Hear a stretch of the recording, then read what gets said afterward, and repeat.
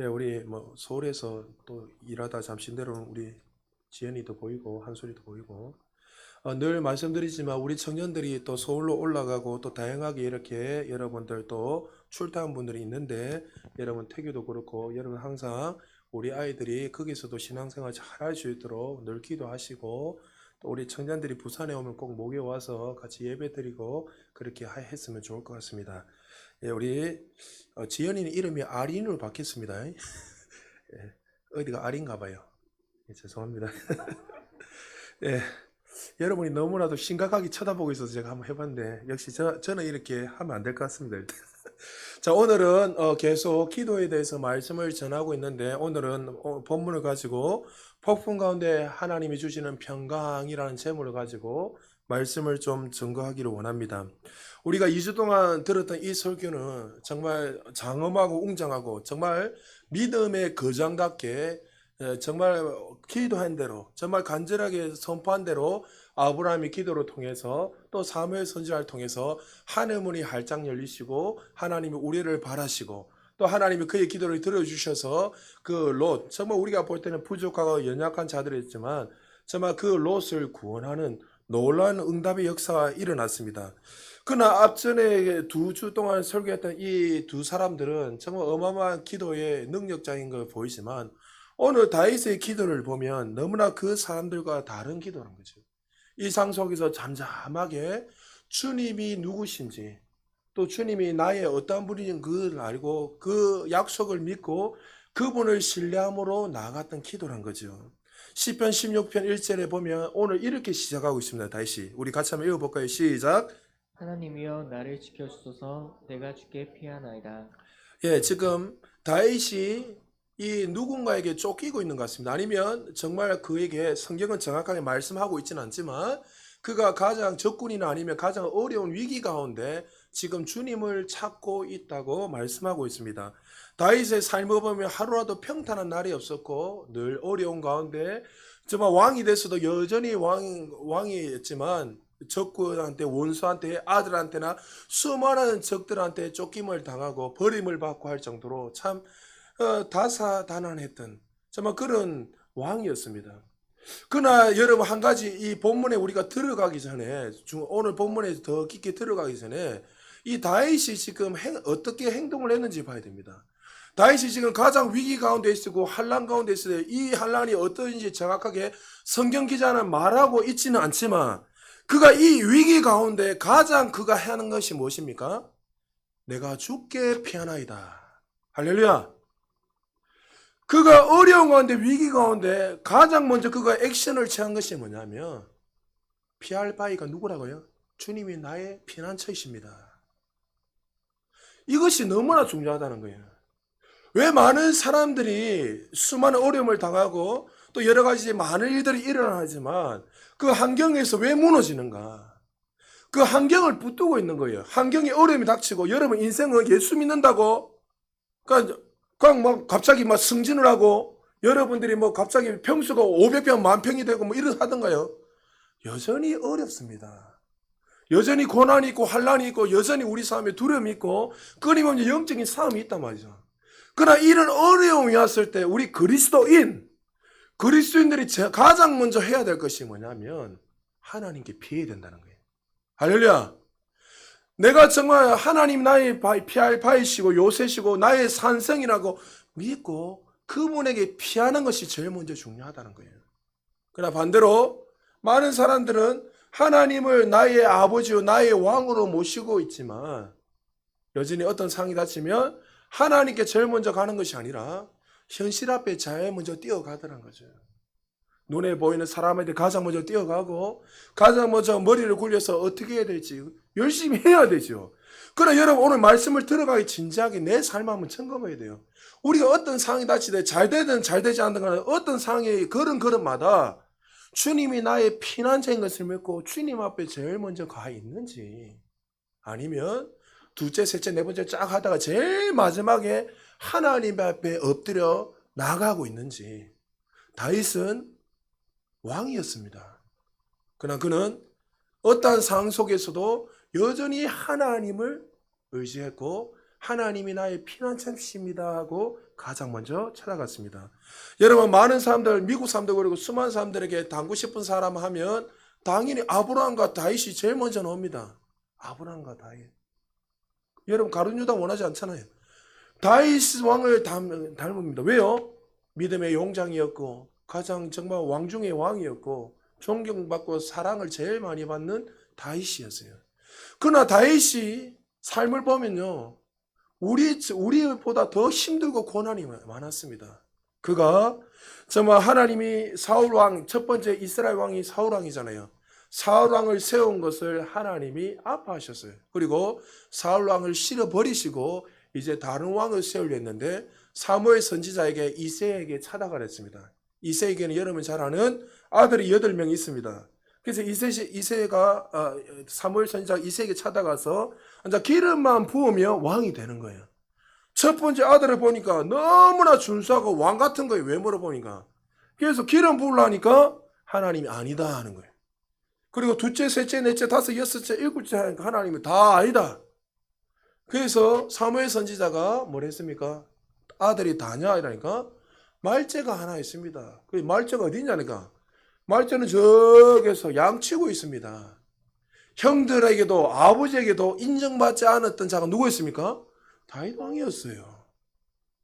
그는 우리가 정말 닮고 싶은 왕이었지만 그의 인생을 보면요, 참 부족한 것이 너무나 많았고 참 열등의식이 많았던 사람이 누구였냐면, 왜냐하면 여러분 그가 음란한 행위를 하는 것도 보면 어떻게 보면 심리학자들이나 많은 사람 또 학자들이 연구하는 거 보면 어릴 때부터 사랑을 받지 못해서 그가 하나님을 바라봤지만 눈에 보이는 그 사랑도 받으려 하다 보니까 그런 음란한 짓을 했다, 이렇게 말을 하는 사람도 있단 말이죠. 그만큼 그는 자란 환경이 우리처럼 그렇게 평탄한 삶이 않았고 부모님조차도 그를 제일 아웃사이드에 둔 아들이었습니다. 다윗이 골리앗 장군을 무찌르고 난 후에 사울 왕의 사위가 됩니다. 여러분, 이제 왕의 사위가 되니 얼마나 기쁘겠습니까? 그때부터 고난이 찾아왔습니다. 사울 왕이 그가 악신이 임해가지고 자기를 이어서 왕이 누가 될까 날만 보고 있는데 다윗 왕이 기름 푼 거예요. 그러니까 사위였지만 어떻게 해요? 그 열등의식에 사로잡혀서 끊임없이 다윗을 죽이려고 합니다. 다윗이 끊임없이 왕을 피해서 도망다닙니다. 그리고 여러분 사무엘하 21장 10절에 보면 그가 사울 왕을 도망가서 가드 왕 아기스에게로 찾아가는데 그가 다윗 왕이 딱 들어왔을 때, 도망을 들어왔을 때 뭐랍니까? 저기 누구냐? 다윗 아니냐? 사울 왕은 천천히고 다윗은 만만히 하는, 그는 막강한 사울 왕이어서 왕이 될 사람 아니냐 이러면서 비난거리고 있어요. 이방 왕이. 그러니까 그가 살기 위해서 어떻게 합니까? 벽 기둥에 붙어가지고 하면서 미친 척 하면서 수염에서 침이 질질 흘렸다고 사무엘하 21장 10절에 나와 있어요. 살기 위해서 미친 척 했던 사람이었어요. 우리가 볼 때 평탄한 삶이 아닙니다. 그가 왕이 됐을 때 아들 압살롬을 통해서 또 쫓겨나가게 되고, 사울 왕의 그 사위가 됐을 때 미갈은 다윗 왕은 개처럼 봤어요. 네가 뭐 잘났다고 쳐다보지도 않았어요. 그렇게 살았던 사람이 다윗이었습니다. 왕이 됐을 때도 아들들 발음 잘날 일이 없었습니다. 그는 하나님의 마음에 합한 자였지만 그의 삶을 하나하나 보면 얼마나 많은 어려움과 고통이 있었고 고난이 있었다는 거죠. 지금 이렇게 말하는 것은 다윗 왕과 우리는 똑같다는 거예요. 우리가 볼 때 대단한 사람 같지만 우리보다 더 힘들으면 힘들었지. 그러나 하나님은 다윗을 누구보다 사랑하셨어요. 한병철 교수님이 한 10년 전에 썼던 책인데 피로사회라는 책이 있습니다. 이 책을 시작하는 첫 구절이 이 모든 것을 담고 있는데 그가 이렇게 교수님이 말하고 있습니다. 그 시대마다 고유한 질병이 있다. 오늘날 21세기에 사람을 무너뜨리는 질병들이 있다. 우울증, 주의력 결핍증, 성격장애, 탈진의 현상, 특히 우울증이 이 시대에 많은 사람들의 영혼을 갉아먹고 있다. 그러면서 한병철 교수님이 이 우울증에 대해서 쫙 이야기하면서 왜 많은 사람들이 우울증이 걸리는가? 한국 사회가 지금 시대가, 한국 사회 보면 지금 시대가 성과 사회이기 때문에 그렇다는 거죠. 그러니까 이전의 시대는 제가 10대 때 20대 때 이전 시대는 규율 사이였는데 규율대로 탁탁탁 하기만 안 돼요. 위에서부터 이렇게 저렇게 하면 규율로 딱딱딱 하면 그냥 자연스럽게 평생 먹고 사는 거예요. 그런데 지금 시대는 규율 사회가 아니라 성과 사회인 거예요. 결과를 내지 못하면 그냥 버림받는 시대가 되어버린 거예요. 그래서 많은 사람들이 자기 성취를 위해서 자기 꿈을 위해서 달려가는 성과 위주의 사회라고 말씀하고 있습니다. 이런 사회를 살아가다 보니까 결과로 어떤 일이 일어났냐면 이 결과를 이루지 못하니까 사람들하고 비교하게 되고 다 잘 된다고 했는데 왜 나는 이렇게 잘 되지 못하는가? 그런 것에 대해서 자기 자신을 학대하고 또 자기 자신이 낙심하고 그것에 대한 우울증에 빠져가지고 어떨 때는 극단적으로 죽어버린다는 거죠. 사람들과 비교하게 되고. 그 지금 시대가 너무나 바뀌게 되었다는 거죠. 그로 인해서 그 책에서 지금 시대가 피로 사회가 지금 나타나고 있다 이랍니다. 그래서 자기 스스로가 피해자가 되기도 하고 다른 사람들에게 가해자가 되기도 하는 사회가 바로 피로 사회다. 여러분, 그래서 어떤 사람들은 이런 일들이 일어나면 환경에 어떤 어려움이면 그 환경에 피해버리는 거예요. 도망가 버리는 거예요. 그리고 아니면 숨어버리는 거예요. 그래서 많은 사람들이 우울증에 걸려서 사로잡힌 거예요. 저도 목회를 하고 있지만 20년 가까이 지금 목회를 하고 있는데 저도 다양한 사람 만나잖아요. 우울증 환자 정말 많이 만났습니다. 한 번은 이 집사님 가정인데 여자 집사님이 우울증이 너무 심하게 받으니까 한 번도 커튼을 열어본 적이 없다는 거예요. 근데 희한하게 교회는 와요. 그런데 교회는 살기 위해서 찾아오는 거예요. 근데 이제 남자 집사님도 얼굴이 막 수심이 가득하고 여자 집사님은 뭐 말할 필요 없어요. 계단에 걸고 올라갈 때 건드지 마소. 막 고물 몇 마리 얹고 눈이 와서 막 마시가 이래 올라. 우리 보면 알잖아요. 그러니까 기쁨이 없는 거예요. 또 제 구역이네요. 하나님 희한해 또 그런 거 많이 붙여주셔가지고. 그래서 그 집사님이 집에서 나가 있으니까 커튼 지나고 그냥 누워만 있고 남편은 밖에서 일을 하는데 아내가 어떻게 될까 두려워서 몇 시간씩만 전화하네. 그것 때문에 노이즈에 사로잡히고 딸이 둘이 있는데 딸도 엄마가 또 어떤 일을 잃을까 걱정이 돼가지고 막 집안이 엉망진창인 거예요.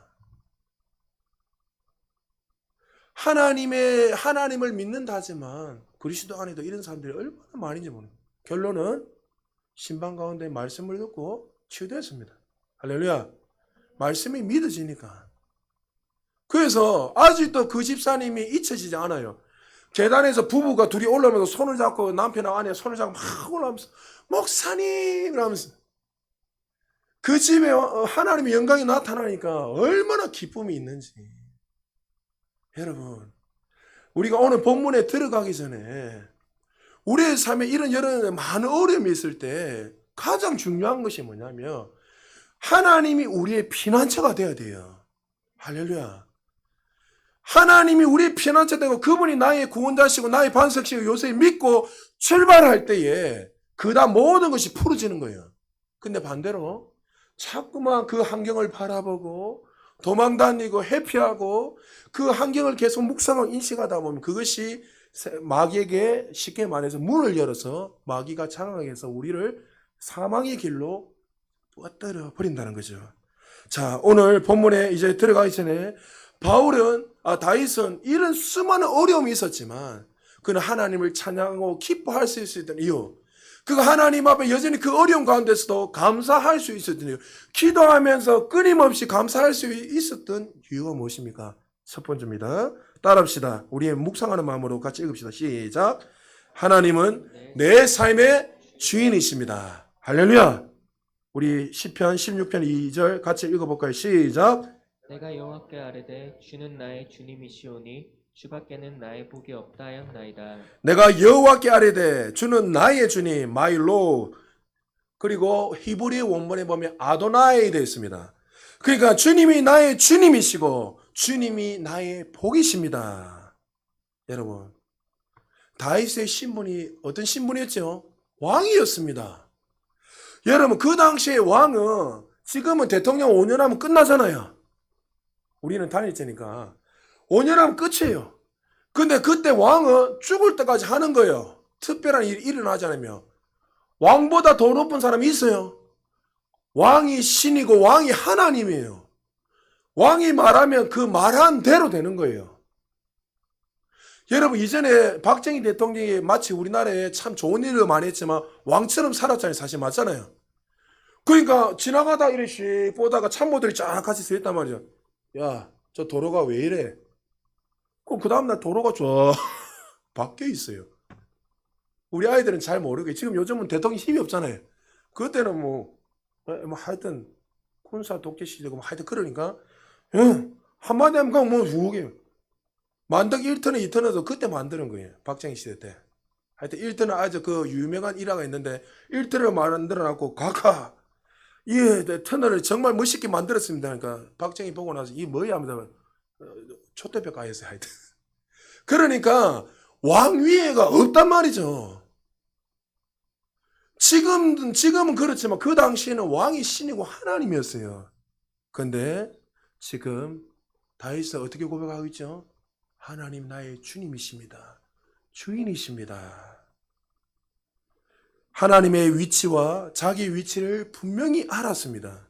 그는 왕이었지만 여전히 그가 이 땅에서 자기가 한 민족을 다스리는 왕이 될 수 있을지 몰라도 자기 인생의 주인은 하나님이라는 사실을 그는 믿었고 그리고 그 믿고 살았다는 거죠. 사람들은 복이라고 말하면 외적인 것을 가장 먼저 생각합니다. 다윗에게도 외적인 복이 필요했습니다. 군사력도 필요했고 한 나라를 잘 다스리는 권위와 통치도 필요했습니다. 그러나 다윗에게는 외적인 복뿐만이 아니라 더 중요한 거 하나님과 영적인 교제, 하나님과 관계가 바로 세워지는 이 복을 가장 원했다는 거죠. 다윗의 모습을 보면 때로는 하나님의 마음을 참 많이 아프게 했습니다.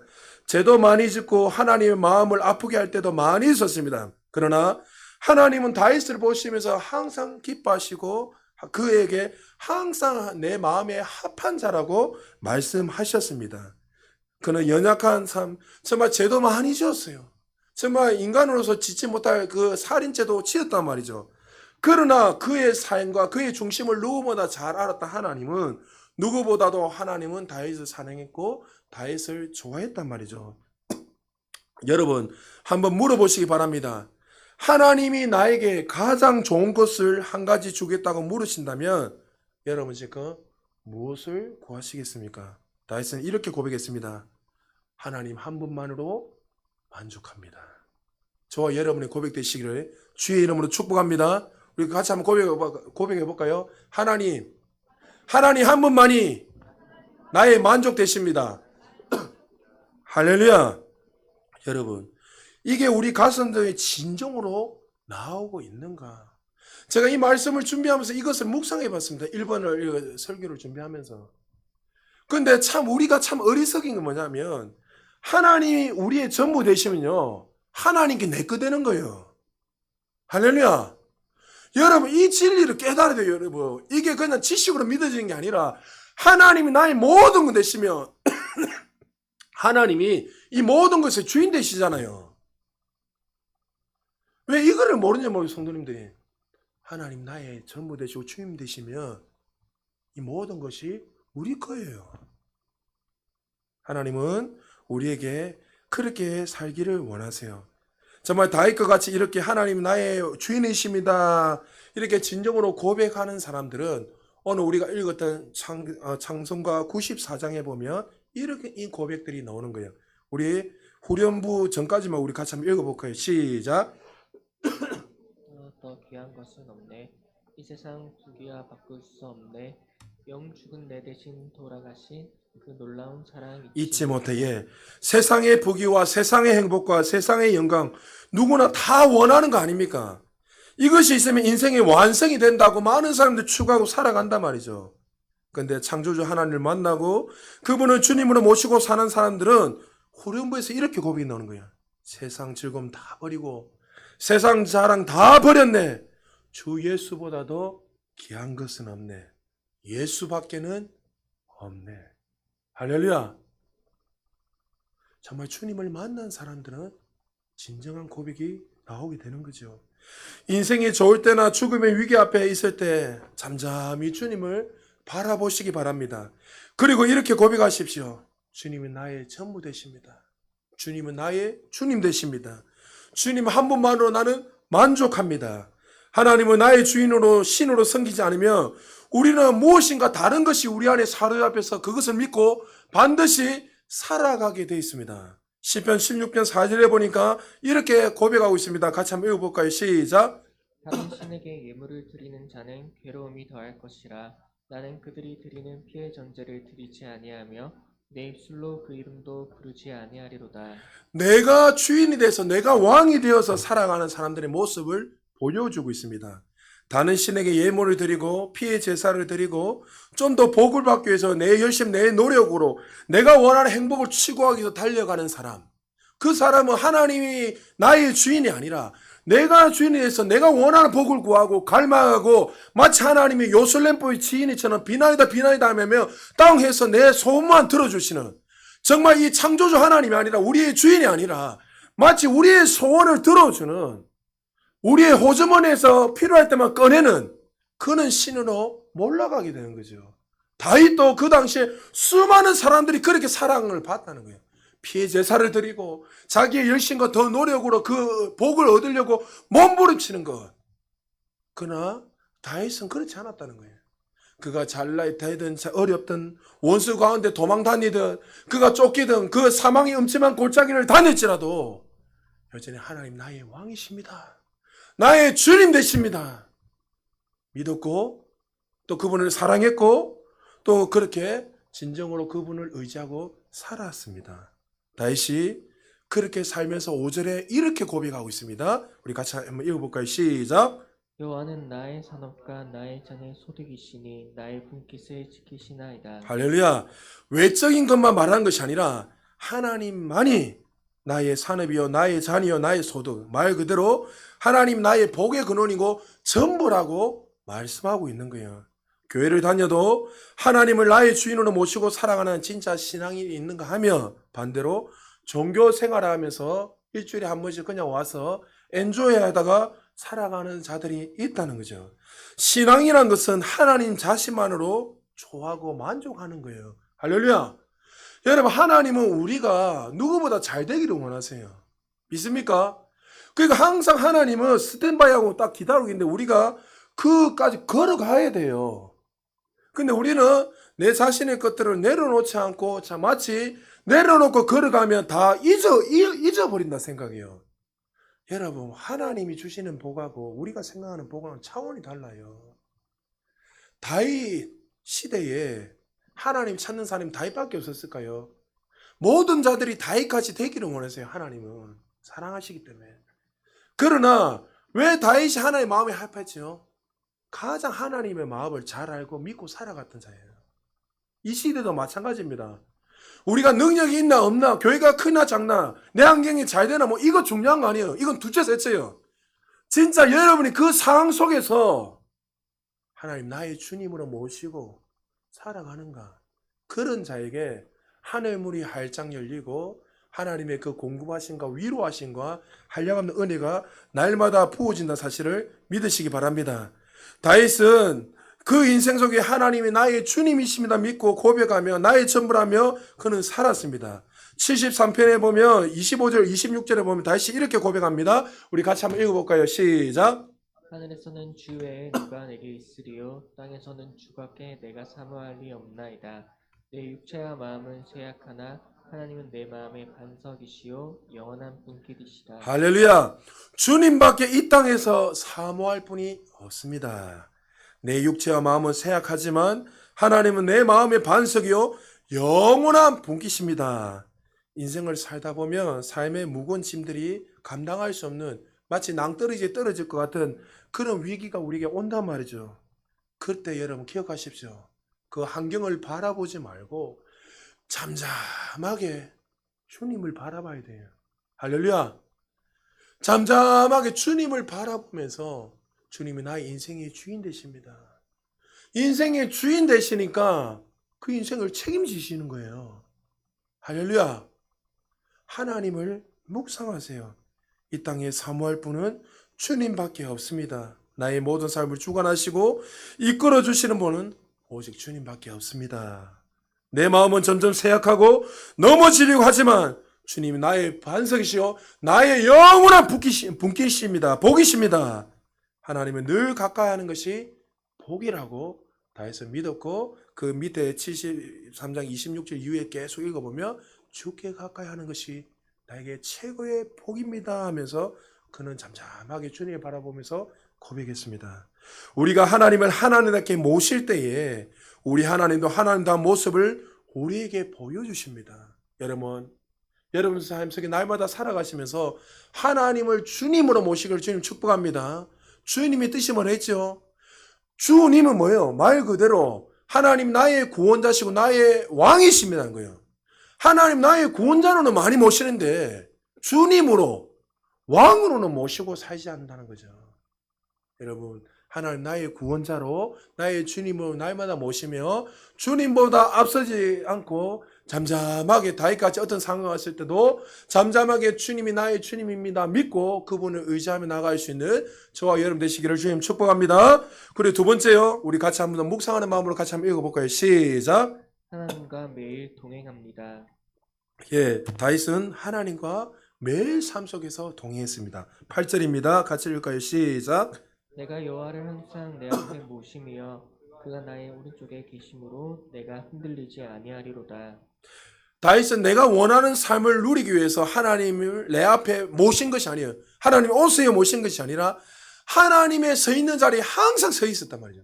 하나님 항상 이 자리에 서 있으니까 어떻게 해요? 다윗이 늘 그 자리에 서서 주님을 바라보고 모시고 그 뒤를 묵묵하게 따라갔습니다. 다윗이 전쟁할 때마다 한 기도가 기억나십니까? 하나님, 제가 나갈까요? 머물까요? 눈에 볼 때는 정말 전쟁에 승리할 요건들이 다 갖춰 있단 말이죠. 그러나 다윗은 앞서가지 않았습니다. 여러분 가운데 항상 몸이 먼저 앞서는 분들 있죠? 여러분, 그때 좀 잠잠해야 돼요. 할렐루야! 왜 아멘을 안 하세요? 없구나, 우리 교회는. 여러분, 하나님 말씀보다 먼저 말하기 전에 몸이 먼저 가 있는 분이 있어요. 여러분, 그런 분들은 한 박자, 두 박자 머물러야 돼요. 그리고 주님을 바라보면서 하나님이 가라 하면 예 하고 걸어가야 돼요. 이 훈련이 돼야 돼요. 경외. 서라면 서고 가라면 가고. 하나님 앞에서 정말 경외하는 삶, 경배하는 삶. 다윗이 하나님, 내가 가라면 가고 멈추나 멈추는 그런 인생을 살았다는 거죠. 전쟁에서 승리의 조건은 세 가지입니다. 천시, 지리, 인하라고 합니다. 천시는 시죠. 때가 중요하고 때보다 더 중요한 것이 여러분 지리입니다. 지리보다 더 중요한 게 인하, 한 마음으로 뭉치는 거. 여러분 이번에 우리 여자 배구 제일 거의 꼴등이었잖아요. 최약체였잖아요. 근데 12명의 사람들이 한 마음 한 뜻을 모아서 할 수 있다 파이팅하고 막 하니까 어떻게 됐습니까? 4강 갔잖아요. 오늘 뭐 사회했다고 이렇게 떴던데.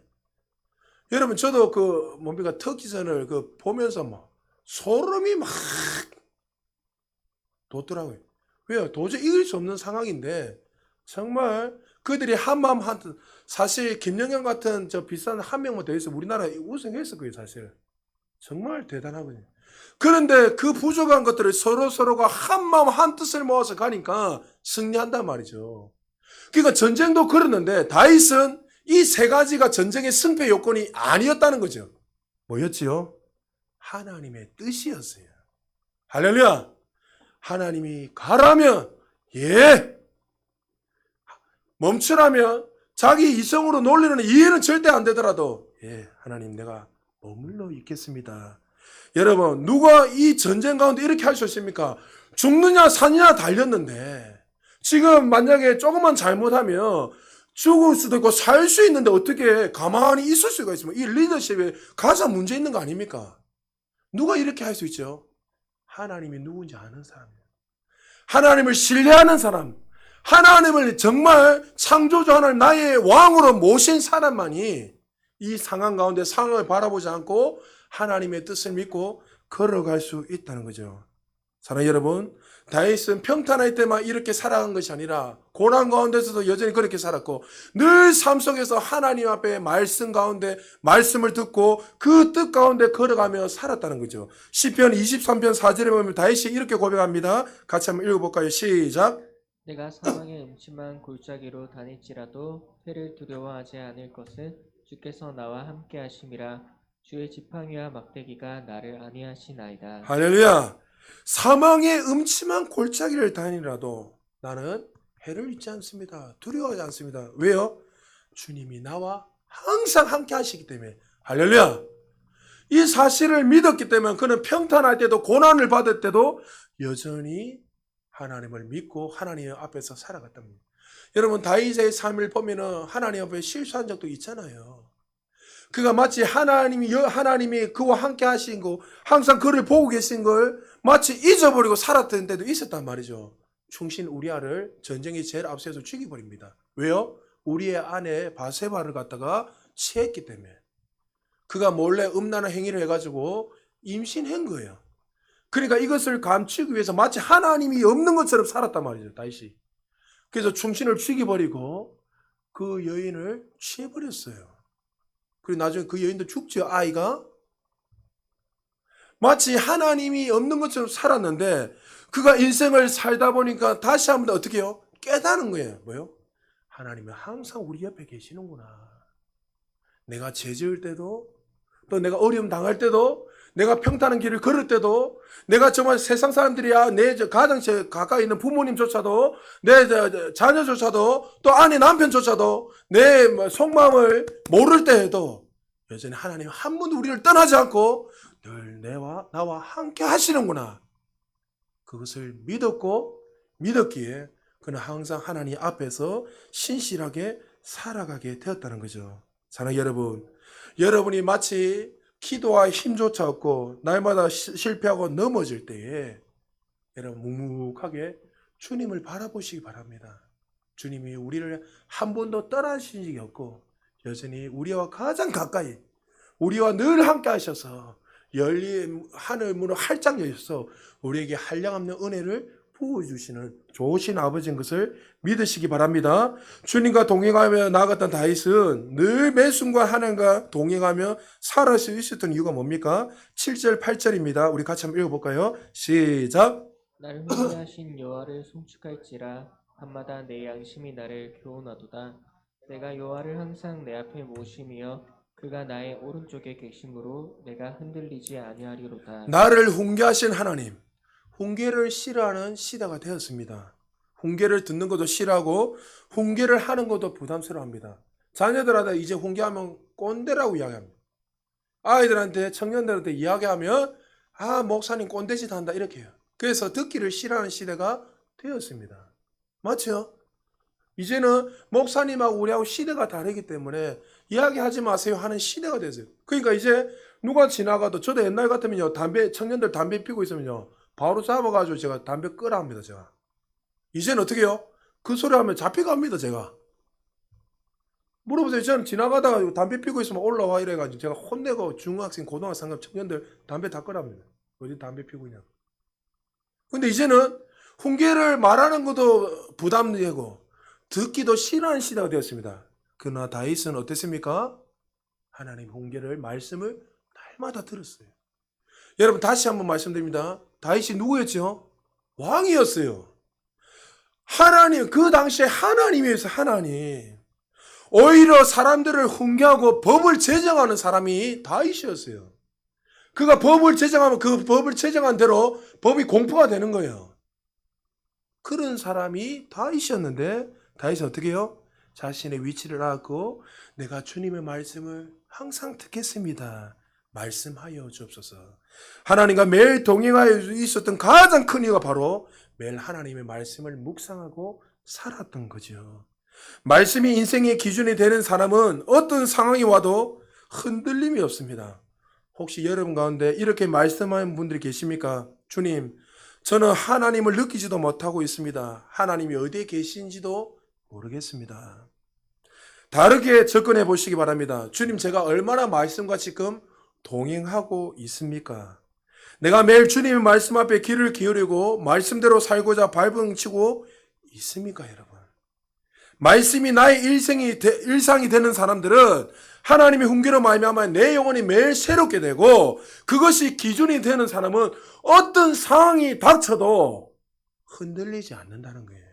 할렐루야. 왜요? 말씀이 예수님이고 말씀이 진리고 말씀이 생명이기 때문에. 할렐루야. 천지는 없어져도 하나님의 말씀은 영원하시도다. 예수 그리스도가 영원하시고 그 말씀을 지키고 행하는 자가 영원하도다. 그러니까 말씀과 늘 동행하며 살아가는 사람들은 상황이 와도 절대 흔들리는 거예요. 그래서 하나님이 베드로에게 너는 반석이다. 그 반석이 뭐예요? 예수 그리스도의 그 진리에 든든히 세워져 있던. 그러니까 그는 날마다 그가 자기가 주인이 되어 살아갈 때는 실패하고 하나님을 버리고 예수님을 저주하고 도망갔는데, 부활하신 그 주님을 만나고 성령을 체험하고 난 후에 그의 심령이, 그의 기초가 반석에 말씀이 세워져 있으니까 어떤 상황이 와도 흔들려요, 흔들리지 않아요? 흔들리지 않는다는 거예요. 여러분, 왜 어떤 상사의 말 한마디에 여러분 인생이 좌지우지가 되고, 어떤 의사의 말에 여러분 인생이 좌지우지가 되고, 어떤 친한 사람들의 말에 한마디에 여러분 인생이 좌지우지가 됩니까? 그거는 다 사라질 것인데. 여러분, 이 시간 다시 한번 여러분 영의 눈이 활짝 열려서 하나님을 바라보시기를 주님 축복합니다. 하나님을 신뢰하세요. 두려워하지 마세요. 마지막으로 세 번째요. 우리 묵상하는 마음으로 다윗이 고백했던 거 같이 한번 읽어볼까요? 시작. 하나님이 내 평생의 기쁨입니다. 할렐루야. 하나님이 내 평생의 기쁨입니다. 시편 16편 9절 같이 읽겠습니다. 시작. 이러므로 나의 마음이 기쁘고 나의 영도 즐거워하며 내 육체도 안전히 살리니. 얼마나 위대한 고백입니까? 나의 마음은 기쁘고 나의 영은 즐거워하고 내 육체는 안전합니다. 누구에게 주어지는 복입니까? 하나님을 내 주인으로 모신 사람, 매일의 삶 속에서 하나님의 말씀과 동행할 때 주어지는 하늘의 선물이라는 거죠. 9절의 히브리 원문에 보면 하나님의 나의 영광입니다 이렇게 되어 있습니다. ESV 성경에는 나의 모든 삶의 전부 되십니다.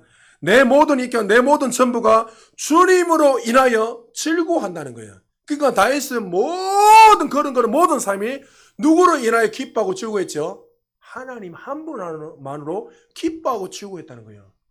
여러분, 다윗이 이스라엘 그 당시에 최고의 통일 왕국을 이뤘잖아요. 최고 권력, 건세. 정말 그 적국들이 감히 달려들 수 없는 그런 최고의 왕이었어요. 그러나 다윗은 눈에 보이는 화려한 상대리를 보고 기뻐한 것이 아니라 한번 찬란한 그 태양을 본 사람은 이 땅의 상대리에 집중 안 한단 말이죠. 할렐루야. 하나님을 보고 하나님의 영광을 본 사람들은 이 땅의 것들을요 기뻐하지 않으면 만족을 누릴 수가 없어요. 그 영광의 빛이 얼마나 찬란한데. 시편 16편 7절에 그가 하나님을 만나고 나의 전부가 되었을 때 구체적으로 그가 왜 그렇게 되었는지 축복을 이야기하고 있습니다. 두 가지로 16장 10절 같이 읽습니다. 시작. 이는 주께서 내 영혼을 수월에 버리지 아니하시며 주의 성도를 멸망시키지 않으실 것임이니이다. 하나님이 나의 지옥에서 건져내시고 내 영원한 생명을 주셨기에 내가 영원히 기뻐하고 찬양한다는 거예요. 주의 성도의 원문에 보면은 거룩한 자, 구별된 자, 성도를 이야기. 여러분, 구약에 성도란 말이 없잖아요. 그런데 다윗은 어떻게 된 거예요? 하늘 문이 열려서, 영이 열려서 메시아를 본 거예요, 여러분. 신학자들 다 그렇게 해요. 하나님이 그를 너무나 사랑하시기에 감히 볼 수 없는 그 자기를 통해서 나중에 올 그 메시아를 보면서 내가 정말 수월에 영원히 지옥에 갈 수밖에 없는 자였는데 메시아를 보내주셔서 영원한 생명을 누리며 살아갈 수 있구나. 그걸 인하여 기뻐하고 감사했다는 거예요. 여러분, 이 영이 열리기 주님 축복합니다. 여러분, 하늘문이 열려서 그것을 봐야지 여러분 하늘의 기쁨을 누릴 수 있는 거예요. 이 영이 열리지 않으면 자꾸 눈에 보이는 걸 쫓아보면 이거 가지고 계속 평생 살아가는 거예요. 50만 원 더 생기면 기쁘고 100만 원 더 생기면 기쁘다가 또 없어지면 막 슬퍼하고 힘들어하고 아이들이 조금 아팠다 안 아팠다 아프다가 기쁘고 남편이 잘 됐다 안 됐다 하면 그게 계속 만족을 누리다가 하면 죽을 때가 그래 사다가 두려움으로 가는 거예요. 그러니까 코로나 그 때문에 백신 맞고 나니까 막 부작용이 일어나니까 두려움이 막 오잖아요, 지금요. 박인심 집사님도 지금 그것 때문에 좀 집에 누워 계시는데. 그러니까 뭐 백신을 맞으니까 사람들 주변에 죽어간다, 두려워한다. 근데 여러분 사실 늘 말했지만 감기에 비하면 아무것도 안 했잖아요. 감기 때문에 하루에 수십만, 1년에 수백만이 죽어가는데. 그러니까 이게 사람이 이 두려움이 오니까, 여러분 제가 늘 이야기하잖아요. 구원의 확신이 있으면 오늘 죽어도요, 땡큐입니다, 여러분.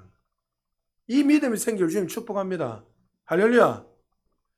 그러니까 여러분 죽음에 대한 두려움이 사라지면 어떤 상황이 와도 두려움이 안 생겨요. 그런데 우리는 이런 거예요. 이 땅에 대한 애착이 너무 강한 거예요, 사실. 내가 죽으면 우리 남편이 뭐 먹고 살지, 우리 아이들 뭐 먹고 살지. 맞지요, 사실. 내가 죽으면은, 내가 이 교회가 어떻게 될 건가.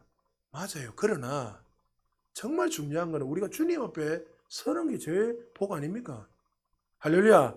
여러분 보고 지금 죽으란 거 아니죠? 죽으면 안 됩니다. 여러분 건강하게 살다가 때가 되면 올라가야 돼요. 할렐루야.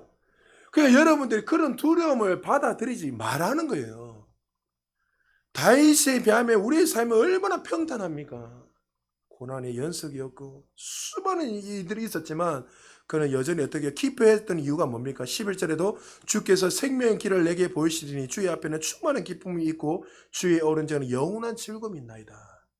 그는 하늘 문이 열려서 정말 죽을 수밖에 없는 죄인이었는데 나에게 영원한 생명을 주시고 나를 통해서 또 메시아가 와서 그 수많은 죄인들을 구원할 그 사실을 알게 되니까 그 하늘의 기쁨 때문에 그 생명을 주시는 그 은혜로 말미암아 감사하고 기뻐했다는 거죠. 여러분 하나님을 나의 전부로 모시고 하나님의 말씀으로 매일의 삶을 동행하는 사람들에게 주어지는 영광스러운 복이라는 사실을 믿으시기 바랍니다. 말씀 마무리합니다.